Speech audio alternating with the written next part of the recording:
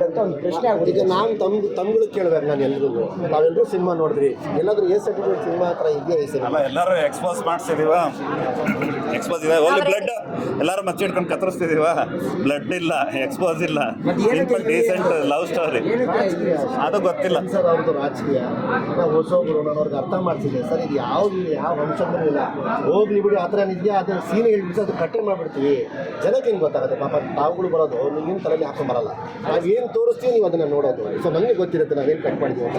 ಆದರೂ ಅವ್ರು ಒಪ್ಪಿಲ್ಲ, ಇಲ್ಲ ನಾವು ಕೊಡೋದೇ ಆಯಿತು ಸರ್ ಪರವಾಗಿಲ್ಲ, ಕೊಟ್ಟರು ತಾನೆ ಏನೂ ಸಹ ನಾನು ಗೆಲ್ಕೊಂಡ್ಬರ್ತೀನಿ, ನನಗೆ ಕರ್ನಾಟಕ ಜನದ ನಂಬಿಕೆ ಇದೆ, ನಾವು ಅದು ಒಳ್ಳೆ ಸಿನಿಮಾ ಮಾಡಿದ್ದೀವಿ, ಯಾವುದೇ ಕಾರಣಕ್ಕೂ ಕೂಡ ಕರ್ನಾಟಕ ಜನ ನನ್ನ ಕೈ ಬಿಡಲ್ಲ, ಈ ಸಿನಿಮಾನ ಗೆಲ್ಲಿಸ್ತಾರೆ ಅಂತ ನಾನು ಹೇಳ್ಬಿಟ್ಟೇ ಬಂದಿದ್ದೆ. ದಯವಿಟ್ಟು ನಿಮ್ಮ ಮಾಧ್ಯಮ ಮುಖಾಂತರ ತಮಗೆ ದೇವರು ನಾವು ಕೂಡ ಎಲ್ಲ ಶಕ್ತಿ ನಾವು ಕೊಟ್ಟು ನಿಮಗೆ ಇದೆ, ಸ್ವಲ್ಪ ಸೆನ್ಸರ್ಗಳ ಮೇಲೆ ಸ್ವಲ್ಪ ಕ್ರಮ ತಗೊಳ್ಳಿ, ಅಧಿಕಾರಿಗಳ ಮೇಲೆ ಸ್ವಲ್ಪ ಪ್ರೆಷರ್ ಹಾಕಿ. ಏನಂತಂದರೆ ನನಗೆ ಆಗಿರೋದು ಅನ್ಯಾಯ ಇನ್ನೊಬ್ಬನ ಆಗಬಾರ್ದು. ನೀವು ಹೇಳ್ತಿಲ್ಲ ನನ್ನ ಮಿನಿಸ್ಟರ್ ಮಗ ಅಂತ, ನಮ್ಮದೇ ಸರ್ಕಾರ ಅಲ್ವಾ, ಆದರೂ ಸಹ ಇಟ್ಕೊಂಡು ನನಗೆ ರಾಜಕೀಯ ಮಾಡಿದ್ದಾರೆ ಅಂದರೆ ಪಾಪ ಹೊಸಬುದ ಕಥೆ ಏನು. ಸೊ ಅನ್ಯಾಯ ಆಗಬಾರ್ದು. ಓಕೆ, ನನಗೆ ಒಂದು ಫೇಸ್ ವ್ಯಾಲ್ಯೂ ಇದೆ, ನಮ್ಮ ಹತ್ರ ಬಜೆಟ್ ಇತ್ತು, ಪಾಪ ನಿರ್ಮಾಪಕರು ನಾನು ಅಂದ್ಕೊಂಡು ಕೋಟಿಗಟ್ಟಲೆ ಖರ್ಚು ಮಾಡಿದ್ರು, ಕೋಟಿಗಟ್ಟಲೆ ಪ್ರಮೋಷನ್ ಮಾಡಿದ್ರು, ಪಾಪ ಹೊಸಬರು ಎಲ್ಲಿ ಮಾಡ್ತಾರೆ, ಅವ್ರು ಇಷ್ಟು ಬಜೆಟ್ ಅಂತ ಪಾಪ ಏನೋ ಒಂದು ಯೋಚನೆ ಬಂದಿರ್ತಾರೆ, ಪಾಪ ಅವ್ರ ಕೈಲಿ ಆಗಲ್ಲ. ಸೊ ಈ ಥರ ಮಾಡಿದಾಗ ಏನಾಗುತ್ತೆ, ಕನ್ನಡ ಸಿನಿಮಾಗಳು ಸೋಲ್ತಾರೆ. ಕೆಲವು ಇದು ಒಂದು ಕಾರಣ ಅಂತ ಹೇಳ್ತಾರೆ. ಯಾಕಂದರೆ ಇವಾಗ ಸದ್ಯಕ್ಕೆ ಹದಿನೇಳಕ್ಕೆ ಏನು ಕಷ್ಟಪಟ್ಟಿದ್ರು ಸ್ವಲ್ಪ ಎಂಜಾಯ್ ಮಾಡ್ತೀನಿ ನಾನು ಸ್ವಲ್ಪ ರಿಲ್ಯಾಕ್ಸ್ ಆಗಬೇಕು. ನಿದ್ದೆ ಇಲ್ಲ ಎಷ್ಟು ತಿಂಗಳಿಂದ, ಹಗಲು ರಾತ್ರಿ ಕೆಲಸನೇ ಆಗೋಯ್ತು, ಇವರು ಸೆನ್ಸರ್ದು ಅದು ಇದು ಎಲ್ಲನೂ ಕೂಡ. ಸ್ವಲ್ಪ ದಿವಸ ಈಗ ಒಂದು ಟೂರ್ ಮಾಡೋಣ ಅಂತ, ಇನ್ನೊಂದು ಚಿಕ್ಕ ಟೂರ್ ಮಾಡೋಣ ಅಂತ ಇದ್ದೀನಿ, ಸಕ್ಸಸ್ ಸಂಭ್ರಮ ಅಂತ ಹೇಳಿ. ಏನಕ್ಕೆ ಕೆಲಸ ಆಗುವಾಗ ಕೆಲಸ ಬೇಕು ಆಗ ಹೋಗ್ಬಿಟ್ಟು ಬೇಕೊಡೋದಲ್ಲ, ಮತ್ತೆ ಅವ್ರಿಗೆಲ್ರಿಗೂ ಹೋಗ್ಬಿಟ್ಟು ಧನ್ಯವಾದ.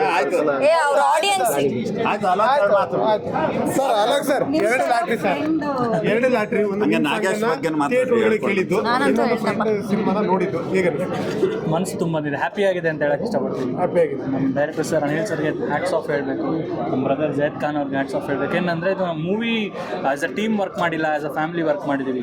ಲಾಡ್ ಆಫ್ ಹರ್ಡಲ್ಸ್, ತುಂಬ ಈ ಕಡೆ ಆ ಕಡೆ ಆಗೋದು, ಬಿಸಿಲು ಮಂಗಳೂರಲ್ಲಿ ಶೂಟ್ ಮಾಡಿದ್ದು, ಅದೆಲ್ಲ ಇವತ್ತು ನಾಪಿಸ್ಕೊಂಡ್ರೆ ಈ ಥರ ಒಂದು ಸಿನಿಮಾ ನೋಡಿ ಲಾಸ್ಟಲ್ಲಿ ಕಣ್ಣೀರು ಬಂದಾಗ ಅದೆಲ್ಲ ಮರ್ತೋಯ್ತು. ಆ್ಯಂಡ್ ಮಲೈಕಾಗೆ ನಿಜವಾಗ್ಲೂ ಹ್ಯಾಟ್ಸ್ ಆಫ್, ಸೂಪರಾಗಿ ಮಾಡಿದ್ದಾರೆ. ರಚಿತಾರಾಮ್ ಅವರಾಗಿರ್ಬೋದು, ಮಲೈಕ್ ಅವರಾಗಿರ್ಬೋದು, ಆಮೇಲೆ ನಾಗೇಶ್ ಅವರು ಡೈಲಾಗ್ ಬರೆದಿದ್ದಾರೆ ಸೂಪರಾಗಿ. ಎಂಟೈರ್ ಟೀಮಿಗೆ ನಾನು ಥ್ಯಾಂಕ್ಸ್ ಹೇಳೋಕ್ಕೆ ಇಷ್ಟಪಡ್ತೀನಿ. ಇದು ಕಲ್ಟು ಒಂದು ಸಿನಿಮಾ ಅಲ್ಲ, ಎಮೋಷನ್ ಅಂತ ಹೇಳ್ತೀನಿ. ದಯವಿಟ್ಟು ನೋಡಿ ಈ ಸಿನಿಮಾ.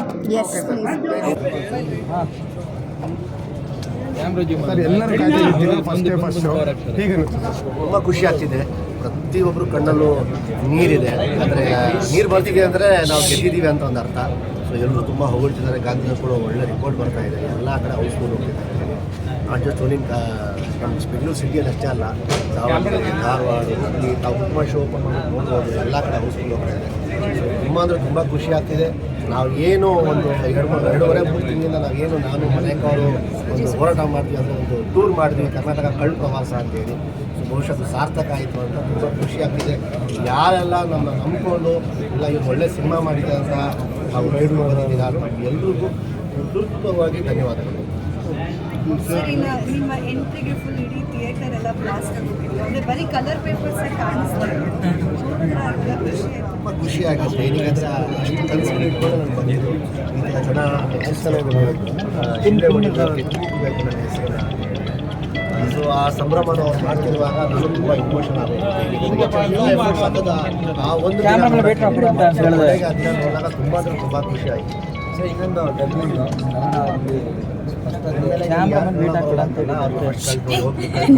ಇಲ್ಲ ಫ್ಯಾನ್ಸ್ ಹೇಳ್ತಾ ಇದ್ರು ಡಬ್ಬಿಂಗ್ ತುಂಬ ಚೆನ್ನಾಗಿ ಮಾಡಿದ್ದಾರೆ, ಇಂಪ್ರೂವೈಸ್ ಆಗಿದ್ದಾರೆ ಅಂತಲೇ ಹೇಳ್ತಾ ಇದ್ರು. ಅದಕ್ಕೆ ಅದೇ ಸರ್ ನಾನು ಹೇಳ್ತಲ್ಲ ಸರ್, ಸಿನಿಮಾ ಹೇಳ್ತೀವಿ ಇನ್ಮೇಲೆಯಿಂದ, ಸಿನಿಮಾಗಿರೋ ಅಷ್ಟು ಶಕ್ತಿ ಎಲ್ಲರೂ ಬಾಯಿ ಮುಟ್ಸುತ್ತೆ, ಇನ್ಮೇಲೆ ಯಾರು ನಾನು ಹೇಳಂಗಿಲ್ಲ.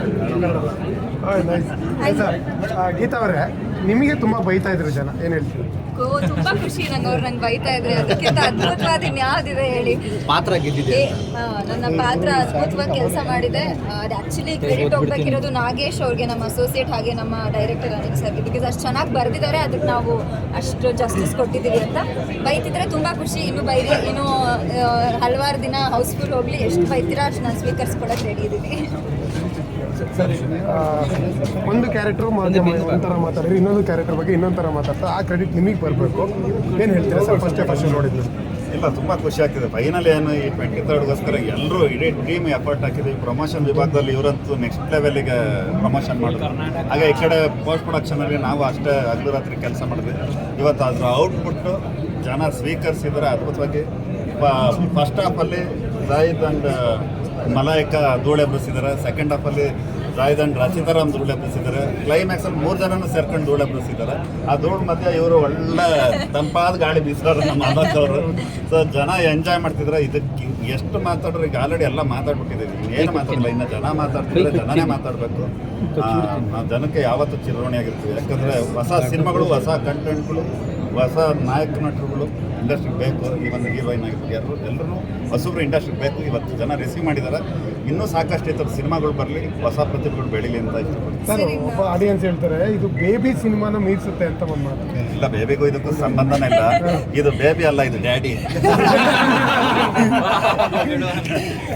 ಡ್ಯಾಡಿ ವಿಚಾರಕ್ಕೆ ಬಂದ್ರೆ ಇದರಲ್ಲಿ ಆಲೋಕಿ ಅವ್ರ ಸಾಂಗ್ ಕೂಡ ಇದೆ, ಕಂಪ್ಲೀಟ್ ಸಾಂಗ್ ಹಾಕೊಂಡಿದ್ದಾರೆ. ಪರ್ಮಿಷನ್ ಕಾಪಿರೈಟ್ಸ್ ಎಲ್ಲ ಕೊಟ್ಟರು. ಎಲ್ಲ ಕೊಟ್ಟರು. ಪಾಪ ಅವ್ರು ಏನೋ ಕೇಳ್ದೆ ಫ್ರೀಯಾಗಿ ಕೊಟ್ಬಿಟ್ರು, ಏನೂ ಕೇಳಿಲ್ಲ ಅವ್ರು. ಯಾಕೆಂದ್ರೆ ಆ ಸಿಚುವೇಶನ್ ಜಾಸ್ತಿ ಇಸ್ಕೊಂಡಿದ್ದಾರೆ. ಪ್ರೊಡ್ಯೂಸರು ಅವ್ರಿಗೆ ಗೊತ್ತು. ಬಟ್ ಒಳ್ಳೆ ಪಾತ್ರ ಮಾಡಿದ್ದಾರೆ ಅಲೋಕ್ ಅವ್ರು. ಇಡೀ ಥ್ರೂಔಟ್ ದ ಮೂವಿ ತುಂಬ ಚೆನ್ನಾಗಿ ಮಾಡಿದ್ದಾರೆ. ಆಮೇಲೆ ಆ ಸಿಚುವೇಶನ್ಗೆ ಆ ಸಾಂಗು ನನಗೆ ಮೊದಲನೇದಾಗಿ ಆ ಸಾಂಗ್ ತುಂಬ ಇಷ್ಟ. ಆ ಲಿರಿಕ್ಸ್ ಪ್ರತಿಯೊಂದು ಲೈನು ನನ್ನ ಸಿನಿಮಾ ಸಿಚುವೇಶನ್ಗೆ ನೀಟಾಗಿ ಸೂಟ್ ಆಗ್ತಿತ್ತು. ನೋಡಿ, ಅದನ್ನು ಜನ ಎಂಜಾಯ್ ಮಾಡ್ತಿದ್ದಾರೆ, ರಿಸೀವ್ ಮಾಡ್ತಿದ್ದಾರೆ. ಆ ಸಾಂಗ್ ನಾವು ಯೋಚನೆ ಮಾಡಿದ್ವಿ ಹೆಂಗಿರುತ್ತೆ ಅಂತ. ಒಂದ್ಸಲ ಹಾಕಿ ಮಾಡಿದ್ರೆ ನಮಗೆಲ್ಲ ಖುಷಿ ಆಯಿತು. ಅಲ್ಲ, ಇನ್ನು ಜೈದ್ ಅವ್ರಿಗೆ ಎಲ್ಲ ಥರದ ಕೆಲಸಗಳು ಮಾಡಿಸಿದ್ದಾರೆ. ಪಾಪ ಪಬ್ಬಿಗೆ ಅಂಡರ್ವೇರ್ ಎಲ್ಲ ಕರ್ಸ್ಬಿಟ್ಟಿದ್ದಾರೆ.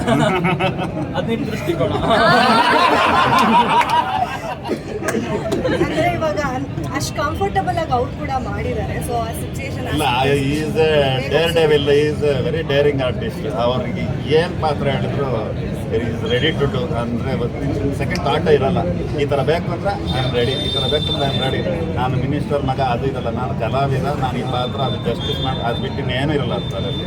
ಅದೇ ಅವರು ಇವತ್ತು ಪ್ರೂವ್ ಮಾಡಿದ್ದಾರೆ. ಅದು ಒಂದೆಲ್ಲ ಪ್ರತಿಯೊಂದು ಕ್ಯಾರೆಕ್ಟರ್ 3 ಏನು ಶೇಡ್ ಇದೆ, 3 ಶೇಡ್ನು ಅವರು ನ್ಯಾಯ ಒದಗಿಸಿದ್ದಾರೆ.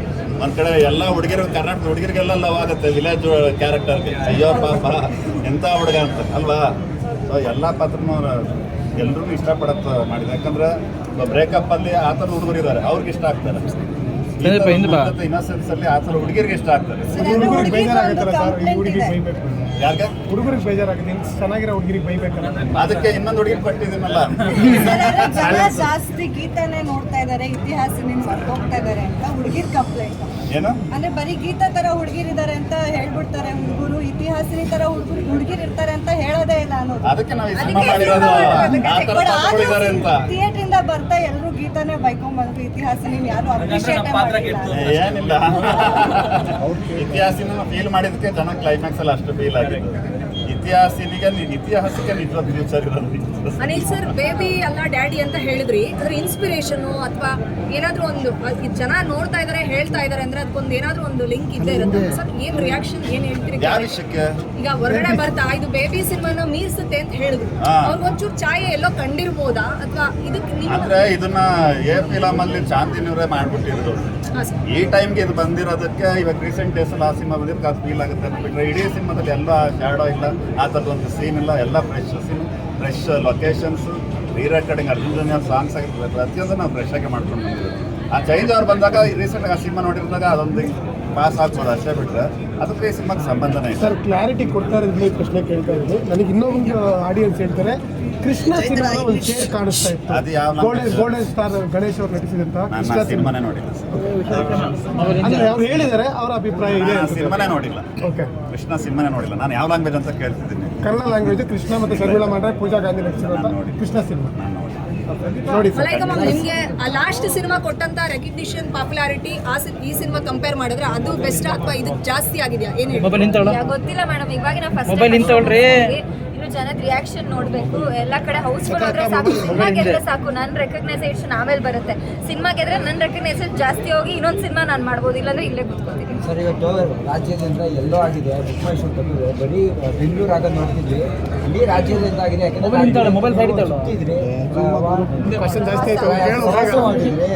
ಅದಕ್ಕೆ ಎಷ್ಟು ಖುಷಿ ಇದೆ. ಇವಾಗ ಗೆದ್ದಿರೋದಕ್ಕೆ ಯಾವ ಥರ ಹೋಗ್ತೀರಾ, ನೆಕ್ಸ್ಟ್ ಪ್ಲಾನ್ ಏನಾಗಿದೆ? ಅದೇ ನಾವು ಏನು ಒಂದು ಕರ್ನಾಟಕ ಕಳ್ಳ ಪ್ರವಾಸ ಅಂತ ಒಂದು ಟೂರ್ ಹಾಕೊಂಡು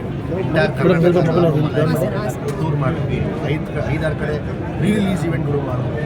ಮಾಡಿದ್ವಿ. ಸೊ ಅಲ್ಲಿ ಎಲ್ಲರೂ ಸಹ ಜನ ನನ್ನ ಪ್ರೀತಿ ಕೊಟ್ಟು ಉತ್ತರ ಕರ್ನಾಟಕ ಜನ ಅಂತೂ ಅವ್ರಿಗೆ ಯಾವ ಜನ್ಮದಲ್ಲೂ ಕೂಡ ನಾನು ಅದು ಋಣ ಅಂತೂ ತೀರ್ಸೋಕ್ಕಲ್ಲ, ಆ ಮಟ್ಟಕ್ಕೆ ಪ್ರೀತಿ ಕೊಟ್ಟಿದ್ದೆ. ನಮ್ಗೆ 2ನೇ ಸಿನಿಮಾ ಆಗಿದೆ. ಸೊ ಒಂದು ಎಲ್ಲೋ ಒಂದು ನಂಬಿಕೆ ಇತ್ತು ಜನ ಥಿಯೇಟ್ರಿಗೆ ಬರ್ತಾರೆ ಅಂತೇಳಿ. ಸೊ ಫಸ್ಟ್ ಶೋ ಆಮೇಲೆ ಎಲ್ಲ ಕಡೆ ನಾನು ಬುಕ್ ಮೈ ಶೋ ತುಂಬ ನೋಡಿದೆ, ಎಲ್ಲ ಕಡೆ ಎಲ್ಲೋ ಮಾತ್ರ ಕಾಣಿಸ್ತಾ ಇದೆ. ಸೊ ಸಿಕ್ಕಾಪಟ್ಟೆ ಖುಷಿಯಾಗಿದೆ. ಸೊ ಯಾವತ್ತೂ ಕರ್ನಾಟಕ ಜನತೆಗೆ ಚಿರಋಣಿಯಾಗಿರ್ತೀವಿ. ಏನು ನೀವು ಸಿನಿಮಾ ನೋಡಿದ್ದೀರಾ, ಟೀಸರ್ ಅಷ್ಟೇ, ಇದೇ ಥರ ನಿಮಗೆ